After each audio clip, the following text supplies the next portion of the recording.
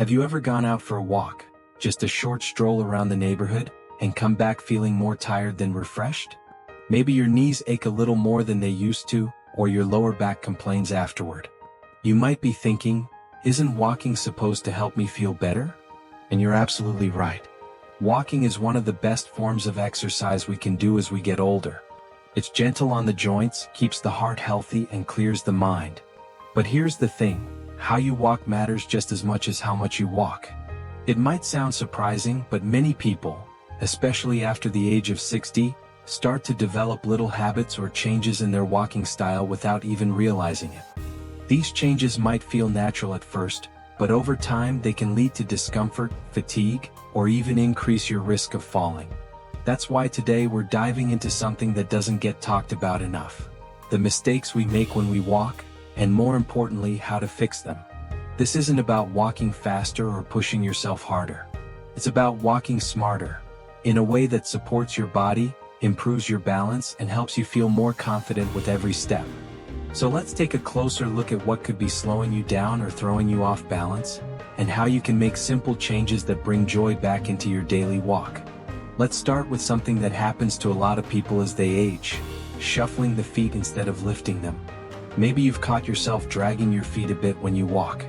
It might not seem like a big deal at first. After all, it's just a subtle change. But over time, that shuffle can become a safety hazard. It's one of the most common causes of trips and falls.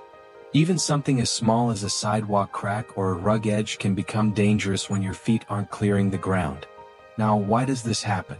Often, it's a combination of factors: tighter hip muscles, weaker legs, or even a sense of fatigue that makes you want to conserve energy. But the fix is simpler than you might think. Start by paying attention to your steps. Try walking slowly in a hallway or safe space and listen to your feet. Are they making a dragging sound? If so, pause and focus on lifting your feet just a little higher. Even half an inch can make a world of difference. A great trick is to imagine you're gently stepping over a garden hose with each foot. Not a high jump, just a soft lift. This helps engage the muscles in your legs and hips and also brings more awareness to each step.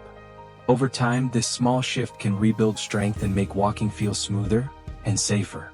Another mistake that sneaks up on people is leaning too far forward or backward while walking. Picture someone hunched over, shoulders slouched, eyes on the ground.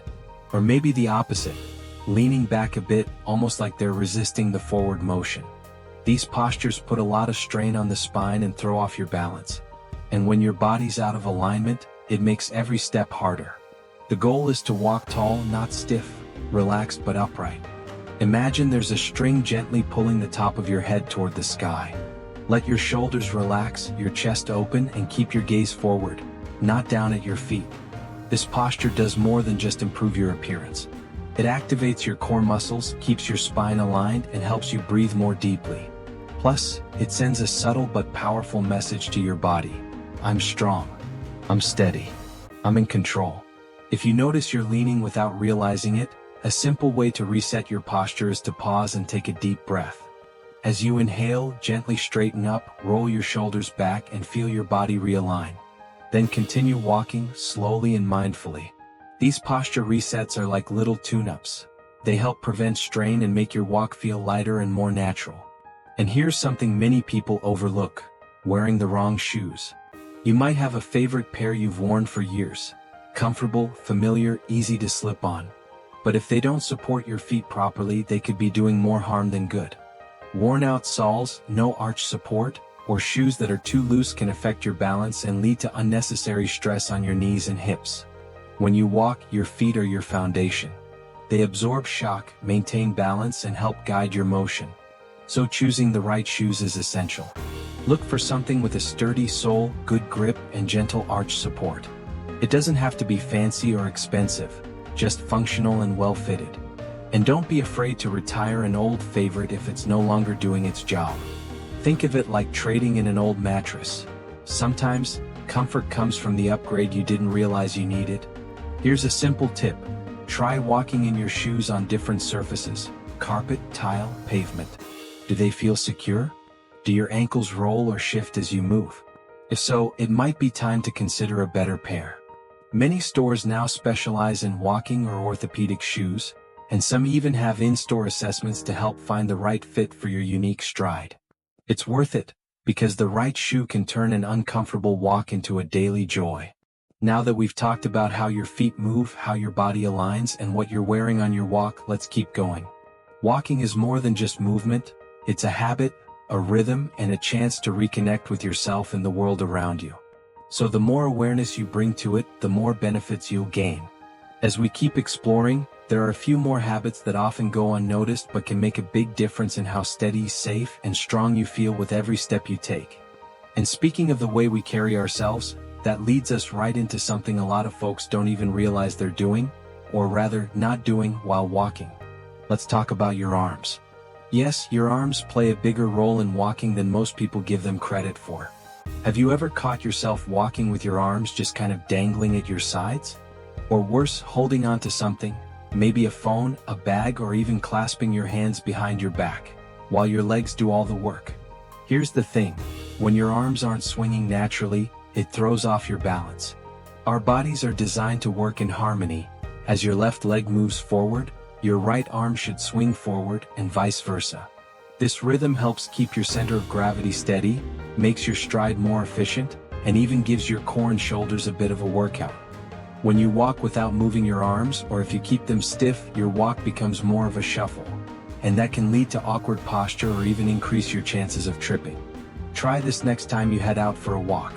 Let your arms hang loosely by your sides and allow them to swing naturally. You don't need to exaggerate it or look like you're speed walking in the Olympics. Just a gentle, relaxed swing. Keep your elbows slightly bent and let your shoulders stay relaxed. You'll be surprised how much more balanced and energized your walk feels. Now, as we're getting into the rhythm of things, let's touch on a common issue that can creep up without warning: overstriding. That's a fancy way of saying you're taking steps that are too long. A lot of people think that longer strides mean faster walking or a better workout, but for older adults, overstriding can actually do more harm than good. When you stretch your leg too far out in front of you with each step, your heel tends to hit the ground hard. That jarring motion can send shock waves up through your knees, hips, and lower back. It puts extra pressure on your joints and can throw your balance off, especially if your muscles aren't as strong or flexible as they once were. It can even lead to a dangerous stumble if your foot doesn't land properly. Instead, think short and steady. Focus on taking smaller, more controlled steps that land underneath your body, not way out in front. This helps keep your weight centered and makes your walk feel smoother and safer. Imagine you're gently rolling through each step, heel, ball, toe, like your feet are rocking you forward instead of slapping the pavement. And don't worry, shorter steps don't mean slower walking.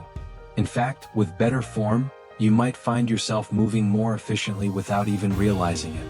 It's about walking smart, not hard. Now, while we're fine-tuning your walking technique, there's one more thing that can quietly cause issues, and that's walking without paying attention to where you're going. It sounds simple, right? But in today's world, it's easier than ever to get distracted, whether you're lost in thought, talking to someone, or looking down at the ground too much. That last one in particular is a sneaky habit. Many people think that constantly looking down while walking is safer.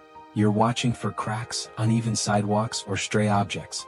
But here's what happens when you do that. Your head tilts forward, your shoulders round, and your upper back starts to hunch. Over time, that becomes your default walking posture.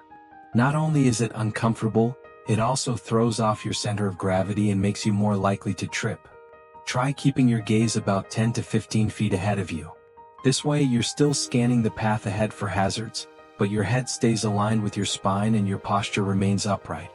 It makes you look more confident too. Chin up, chest open. You're not just walking, you're owning your walk. And here's something interesting.